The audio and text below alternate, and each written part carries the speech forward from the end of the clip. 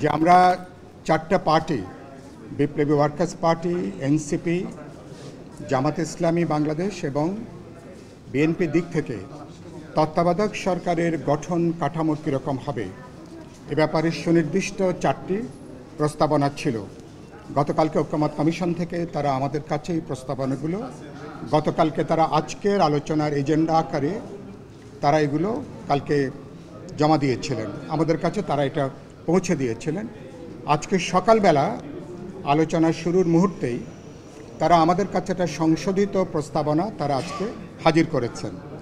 এই চারটা দলের তত্ত্বাবধায়ক সরকারের গঠন কাঠামো কীরকম হবে, প্রক্রিয়া কী হবে এ ব্যাপারে তারা কনসলিডেট করে সমন্বিত করে আজকে তারা একটা প্রস্তাবনা হাজির করেছেন।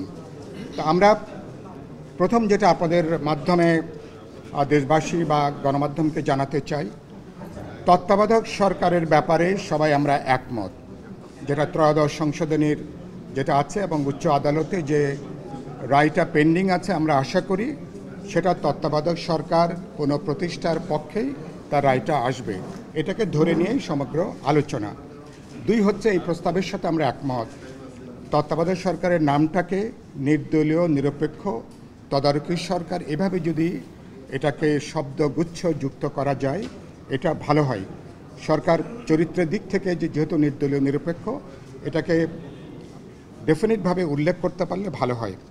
আমাদের পার্টির পক্ষ থেকে আমরা যেটা বলেছি যে তত্ত্বাবধায়ক সরকারের গঠনের প্রক্রিয়াতে সংসদের প্রতিনিধিত্বকারী যে রাজনৈতিক দলগুলো তাদের প্রতিনিধি সমন্বয়ে বাছাই কমিটি হওয়া দরকার। যেই বাছাই কমিটি তারা সংসদের বাইরে থাকা নিবন্ধিত রাজনৈতিক দলগুলো থেকেও তারা তত্ত্বাবধায়ক সরকারের প্রধান উপদেষ্টা এবং অন্যান্য উপদেষ্টা মণ্ডলীর ব্যাপারে তারা নাম তারা চাইতে পারেন। এমনকি নাগরিক সমাজের বিভিন্ন অংশ থেকেও নাম তারা আহ্বান করতে পারেন, যেটা ইতিমধ্যে আপনারা জানেন নির্বাচন কমিশন গঠনের ক্ষেত্রে, এমনকি দুদকের এবার গঠনের ক্ষেত্রে যেভাবে নামগুলো বাইরে থেকে চাওয়া হয়েছে, এটাকে আমরা মনে করি অনেক বেশি গণতান্ত্রিক, অনেক বেশি অংশীদারিত্বমূলক এবং অনেক বেশি এনগেজমেন্টমূলক এটাকে যুক্ত করা দরকার। আমরা বলেছি বাছাই কমিটি এর পরে এটা আসার পরে, নামগুলো আসার পরে তারা 15 জনের নাম, যত নামগুলো আসবে 15 জনের নামে তালিকা, তারা একটা প্যানেল, তারা একটা তালিকা তারা এটা ঠিক করতে পারেন। আর যেহেতু এই তত্ত্বাবধায়ক সরকার উপদেষ্টা মণ্ডলী খুবই গুরুত্বপূর্ণ, আমরা বলেছি সংসদের নিম্ন কক্ষ বা উচ্চ কক্ষ যদি হয়, সদস্যরা মিলে 15 জন সদস্য মিলে একটা শুনানি করা যেতে পারে তাদের প্রজ্ঞা, যোগ্যতা, তাদের দূরদর্শিতা এবং কার্যকারিতা সেগুলো নিয়ে। এরপরে যদি তারা এবং সেখান থেকে যদি একমত যদি হওয়া যায়, বাছাই কমিটি যদি একমত হতে পারে ভালো।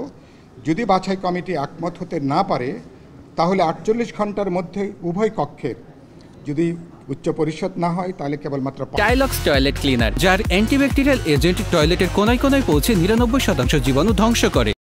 পার্লামেন্ট মানে নিম্ন কক্ষের সদস্যরা গোপন ব্যালটে র্যাঙ্ক চয়েস বা ক্রমভিত্তিক ভোটিং পদ্ধতি প্রয়োগ করে উপদেষ্টা মণ্ডলী এবং আমাদের বিপ্লবী ওয়ার্কার্স পার্টির প্রস্তাব সর্বোচ্চ উপদেষ্টা মণ্ডলীর সদস্য হওয়া উচিত এই অন্তর্বর্তী তদারকি সরকারের 11 জনের মধ্যে।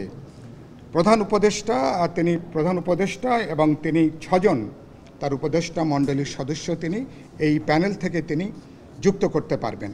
বাকি যে থাকে সদস্যরা, বাকি সদস্যদেরকে তিনি তার ব্যক্তিগত পছন্দ থেকে, বিশেষ করে যে তালিকা, যে প্যানেলের তো আরও তো নাম থাকবে, তিনি সেগুলো থেকে তিনি বাকি উপদেষ্টাদের নাম তিনি যুক্ত করতে পারেন।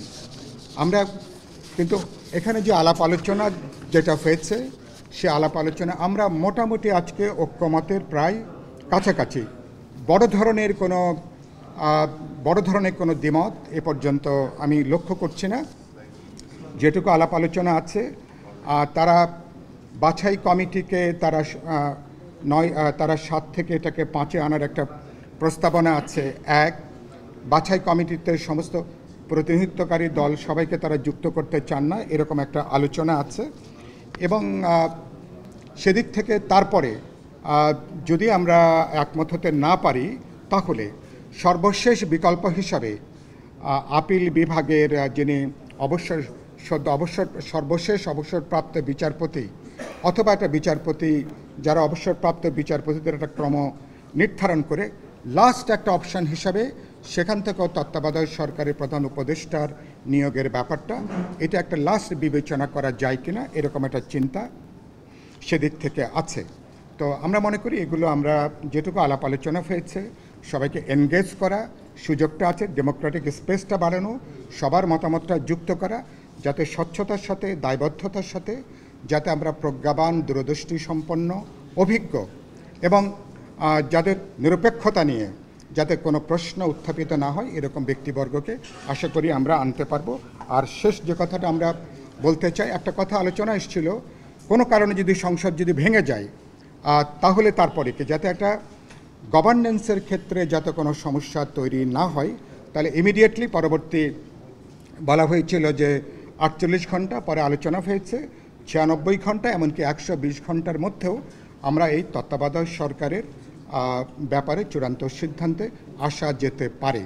একটা কথা আমাদের দল থেকে আমরা বলেছি যে যদি কোনো কারণে অনাকাঙ্ক্ষিত পরিস্থিতির জন্য তত্ত্বাবধায়ক সরকারের উপদেষ্টার নিয়োগের ব্যাপারে যদি সময় লাগে, কোনো দিন ধরুন 12 ঘন্টা 48 ঘন্টা যদি বেশি সময় লাগে, সেদিক থেকে প্রধানমন্ত্রী যিনি দায়িত্বে আছেন, তত্ত্বাবধায়ক সরকার উপদেষ্টা মণ্ডলী দায়িত্ব গ্রহণ পর্যন্ত, যেটা স্বাভাবিক নিয়ম, তিনি এই সরকারের অন্তর্বর্তীকালীন যে সময়, সেই সময়কালে তিনি দায়িত্ব পালন করবেন। সেদিক থেকে গভর্নেন্সের অথবা সরকারের বড় কোনো ব্যত্যয়, বড় কোনো সংকট তৈরি হবার কোনো কথা না। তারা এখন দুপুরের সময় তারা বিরতি নিয়েছেন, তারা ঐক্যমত কমিশনের সদস্যরা তারা এখনই তারা বসবেন, আলাপ আলোচনা করে যে মতামত হয়েছে তারা এগুলোকে আবার এটাকে তারা সমন্বিত করে খাওয়ার পরপরই 3:05 আবার শুরু হবে, এর পরপরই তারা একটা প্রস্তাব তারা উত্থাপন করবেন এবং আশা করি আজকেই আমরা তত্ত্বাবধায়ক সরকার, তার গঠন কাঠামো, প্রক্রিয়া, এসব ব্যাপারে আজকে আমরা একটা উপযুক্ত সিদ্ধান্তের জায়গায় আমরা আসতে পারবো। আপনাদের সবাইকে শুভেচ্ছা এবং ধন্যবাদ।